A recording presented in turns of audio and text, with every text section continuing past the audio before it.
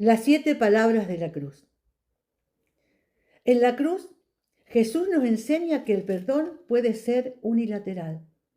No requiere de dos partes, a diferencia de la reconciliación.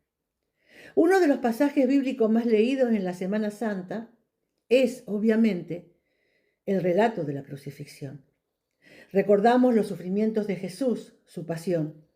Celebramos su victoria sobre el pecado, nuestra salvación. Y todo ello nos mueve a la adoración. Así cantamos, llenos de emoción y de gratitud, muchos himnos y muchos coros, por medio de los cuales alabamos al Señor y lo recordamos. Allí en la cruz encontramos resumido lo más extraordinario del carácter de nuestro Señor y del plan divino para con el ser humano.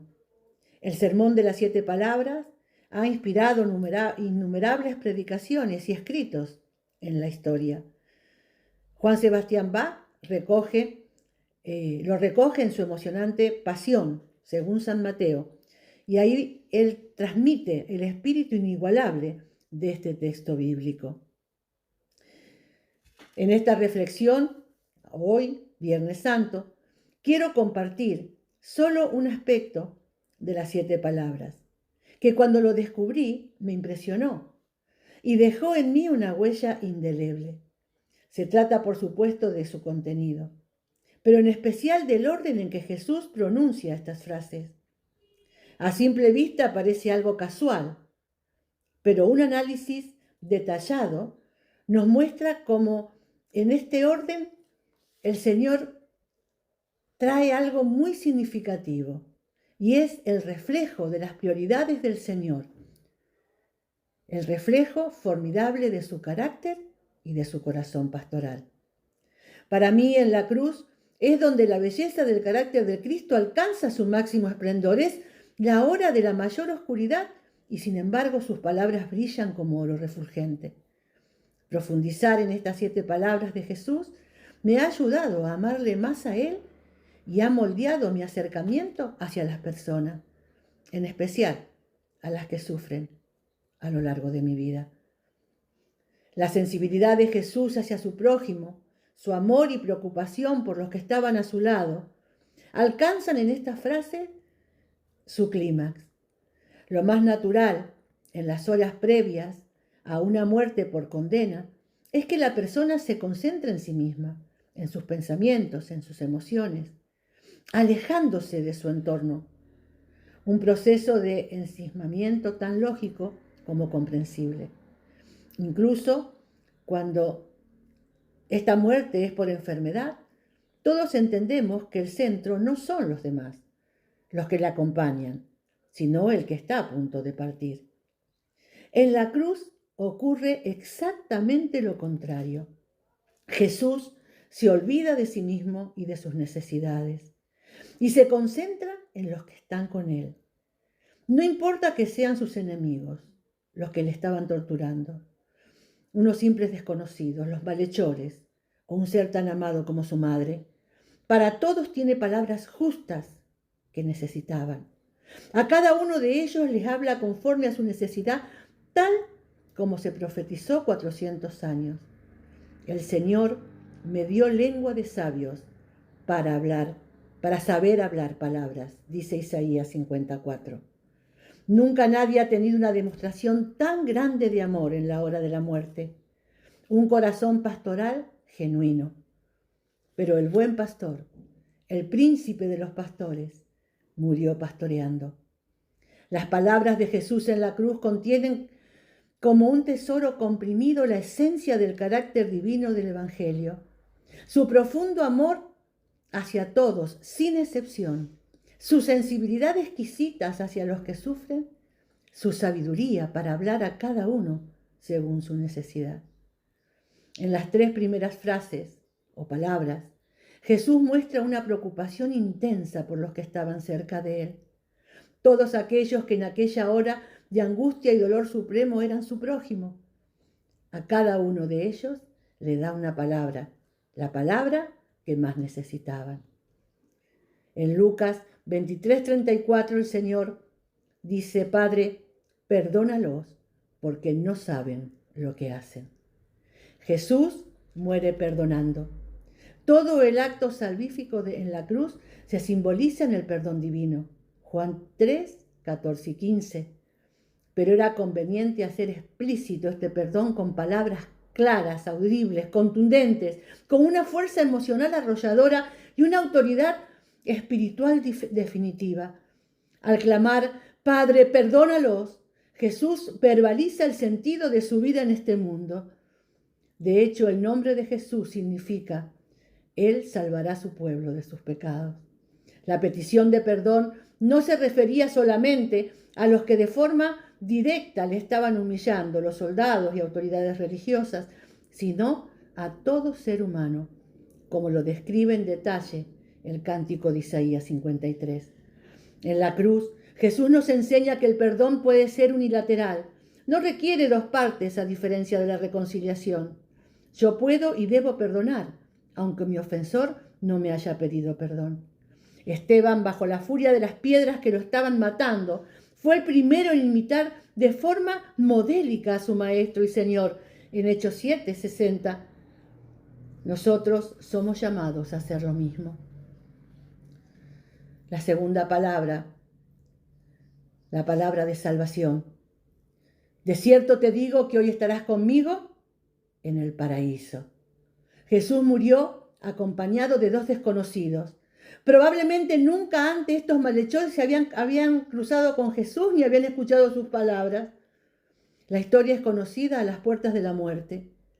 Pero uno de ellos tiene temor de Dios y le ruega a Jesús, acuérdate de mí cuando vengas en tu reino. La respuesta es tan inmediata como clara. Jesús le da aquello que más necesitaba en aquel momento, esperanza. La esperanza que nace de la salvación en Cristo y que sería para él un fuertísimo consuelo en las interminables horas de martirio que iban a seguir. Aquel ladrón escuchó las palabras de Jesús, de cierto te digo que hoy estarás conmigo en el paraíso. Por cierto, la actitud de Jesús llena de misericordia nos recuerda que es posible ser salvos en el último momento si de veras invocamos al Señor de todo corazón, desde lo profundo del alma y con humildad, tal como lo hizo el ladrón de la cruz. Las palabras de protección, ¿verdad? Hacia su madre, la tercera palabra dice, y cuando Jesús vio a su madre, dijo al discípulo, a Juan, he aquí tu madre. Y desde aquella hora el discípulo la recibió en su casa. Juan 19, 26 al 27. Es bien significativo que las últimas palabras de preocupación y cuidado por un ser humano que Jesús pronuncia en esta tierra sean para su madre. Es la rúbrica final a una vida pensando siempre en los demás y en cómo servirles. Jesús no podía olvidar que su madre en esta hora de dolor lacerante necesitaba el apoyo y el consuelo. El corazón de María estaba destrozado por la agonía de su hijo, desolada por un final tan trágico. Además, María casi con toda seguridad en esos momentos se encontraba sola, por lo que quedaba en una situación de desamparo. Pero el Señor, el pastor por excelencia, no podía descuidar su deber de honrar a su padre y a su madre. Cuán divino y cuán humano al mismo tiempo. La espiritualidad expresada en una profunda preocupación por lo humano. Este último acto amoroso de Jesús nos recuerda que la verdadera espiritualidad nos hace siempre más humanos.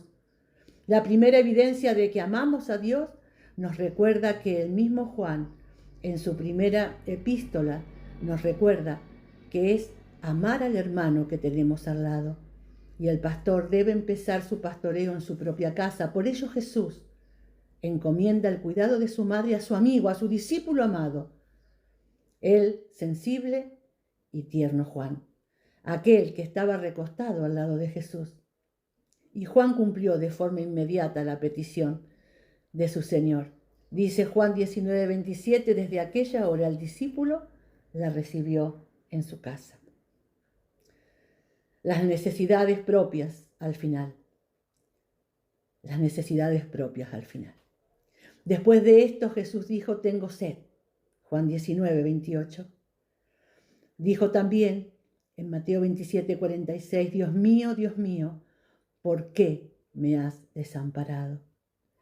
Cuán significativa la expresión con que Juan prosigue el relato. Después de esto, hasta aquí hemos visto cómo aún en la hora misma de la agonía Jesús se dio y sirvió. Pensó antes en los demás que en sí mismo. Buscó calmar las necesidades de su prójimo, tanto espirituales como humanas. Solo después de esto, es decir, tras esa genuina manifestación de su corazón pastoral, Jesús expresa sus propias necesidades. Tengo sed. Dios mío, ¿por qué me has desamparado? La soledad y el sentimiento de lejanía del Padre marcan el máximo dolor de Jesús. No hay mayor infierno que la separación de Dios. Jesús sabía que en este momento era inevitable. Profetizado estaba ya en el Salmo 22, porque el Padre no podía tener contacto con el pecado que el Hijo estaba llevando en aquel acto vicario. El más grande sermón que se haya predicado nunca termina con una frase llena de serenidad, de confianza y de esperanza. Padre, en tus manos encomiendo mi espíritu. El más grande sermón que se haya predicado nunca termina con una frase llena de serenidad, de confianza y de esperanza. Padre, en tus manos encomiendo mi espíritu. Todo hijo de Dios puede tener esta misma actitud en la hora de la muerte. La certeza de que nuestro espíritu pasa a las manos del Padre amante que nos recibirá con gozo en su gloria. Ello es posible porque Jesucristo en la cruz pudo concluir su sermón con la séptima y última palabra que lo sella todo. Consumado es. Los que amamos este precioso Jesús, modelo supremo de corazón pastoral, nos unimos al gran coro de los redimidos en el cielo y exclamamos, aleluya, porque el Señor nuestro Dios, todopoderoso, reina. Este es el verdadero gozo de la Semana Santa. Que el Señor bendiga su palabra.